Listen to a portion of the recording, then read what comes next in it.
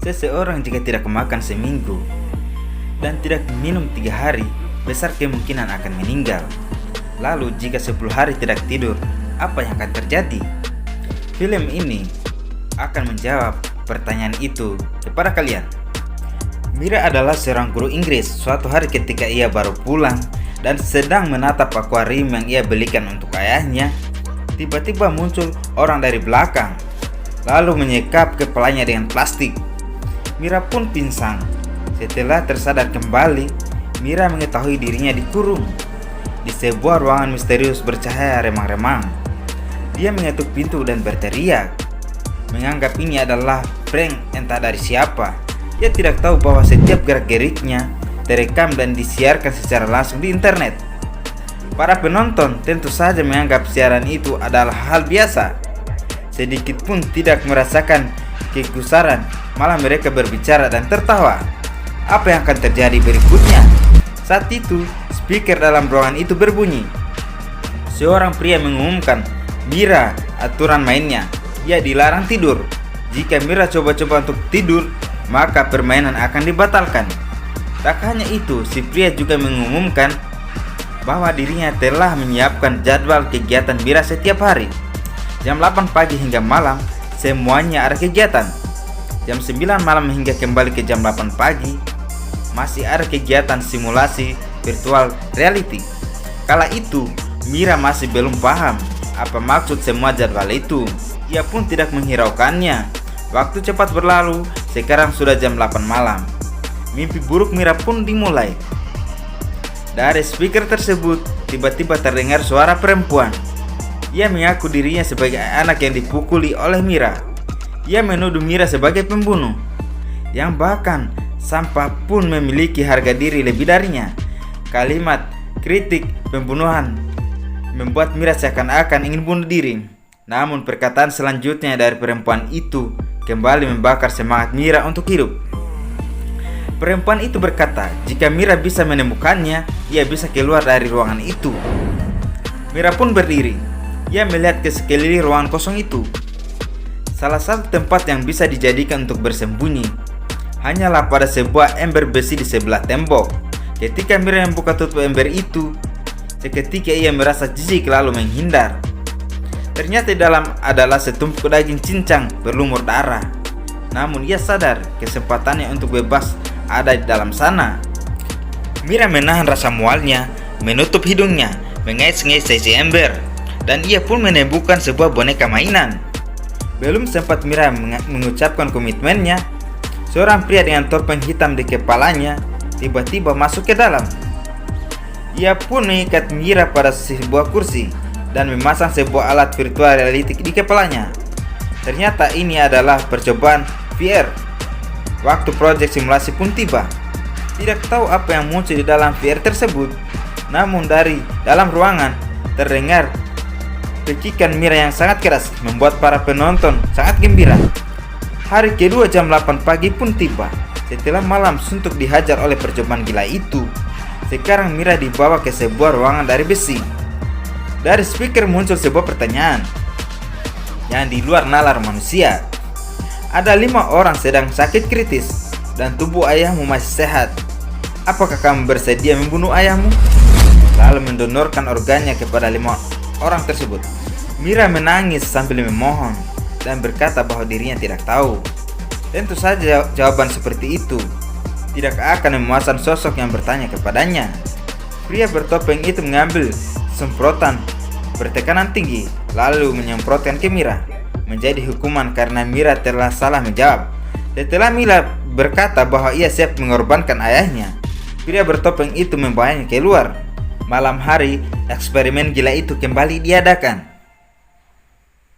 Pria bertopeng membawa seorang gadis tak dikenal, menyuruh Mira untuk bermain tanya jawab dengannya. Jika menang, maka selamat dari kematian. Setelah melewati beberapa pertanyaan yang menjebak, Mira akhirnya berhasil menjawab dengan benar. Pria bertopeng itu pun mengeluarkan pistolnya, lalu menembak kepala gadis tak dikenal itu. Darahnya menyembur hingga ke kepala Mira. Semua saraf-sarafnya seperti akan meledak. Ia pun tidak tahan lalu berteriak. Waktu pun berlalu, tibalah hari keempat. Setelah melakukan eksperimen VR, Mira pun tergeletak di lantai. Waktu yang panjang, juga tanpa tidur sedetik pun. Tubuh dan mentalnya pun seperti tidak kuat lagi. Namun, ini semua masih belum beberapa. Apa yang akan terjadi berikutnya akan membuat Mira semakin putus asa. Pria bertopeng itu mendorong masuk sebuah kotak. Di dalamnya berisi makan. Malah Mira, muncul suara dari speaker. Waktumu hanya 1 menit untuk mencari kunci. Semua kunci pun langsung Mira coba, dan ia pun selesai melahap 3 piring makanan di dalamnya. Namun tiba-tiba muncul suara lagi. Apakah kau tidak mencari kunci pintu? Mira terdiam. Ketika pria bertopeng itu akan mengikatnya pada kursi, ia menyerang pria itu, lalu berlari ke pintu dan mencoba membukanya. Namun pria bertopeng itu bangkit berdiri, menyerang balik Mira dengan sebuah alat setrum. Mira mulai memasuki situasi yang semakin rumit. Setiap hari terbaring sambil ngomong sendiri. Jika ia menunjukkan sikap ingin tidur, maka alarm akan berbunyi. Hari itu pria bertopeng muncul kembali. Dia membawa sebuah kotak, lalu memasukkan Mira ke dalam kotak itu. Ia juga mengeluarkan beberapa ekor tikus yang masih hidup dari kantongnya, memasukkannya ke dalam kotak melalui celah udara. Penyiar itu memperingatkan Mira, beberapa jam lagi tikus itu akan mulai lapar. Berhadapan dengan situasi genting, otak manusia akan menerima sinyal darurat. Sesuai ekspektasi, beberapa jam kemudian, ketika pria bertopeng membuka kotak itu, ia menemukan tikus tadi sudah menjadi bangkai. Ia mengangkat Mira dan kembali memakaikannya alat VR.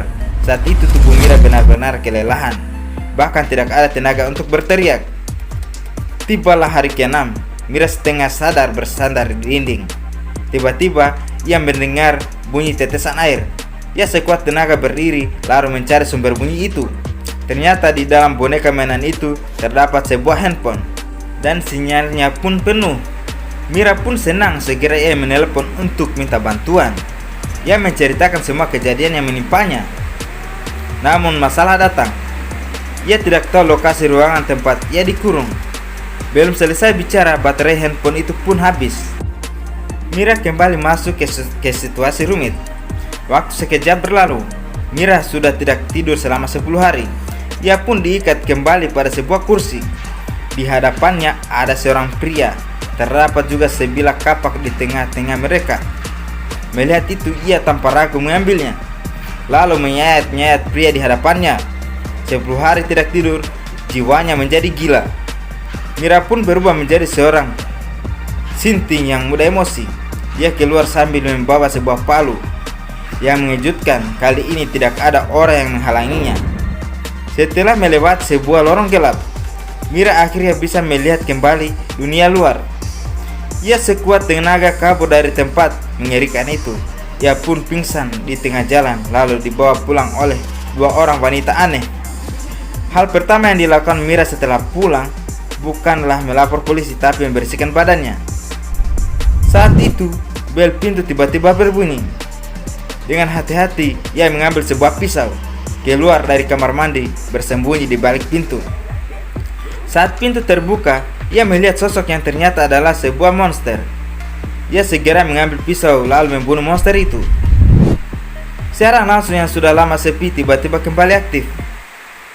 Tersebar sebuah pengumuman. Eksperimen berhasil dengan sempurna. Siaran dihentikan.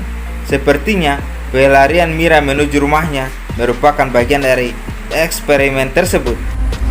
Tak lama kemudian Mira tiba di sebuah kantor polisi. Bukan sebagai korban namun sebagai pembunuh. Ternyata polisi mendapatkan sebuah video yang berisi pembunuhan Mira terhadap ayahnya. Namun pembunuhan itu nampaknya tidak berjalan lancar. Ketika Mira melihat foto sebuah pria, jiwa Mira kembali menjadi abnormal. Para ahli yang bersangkutan pun membantunya.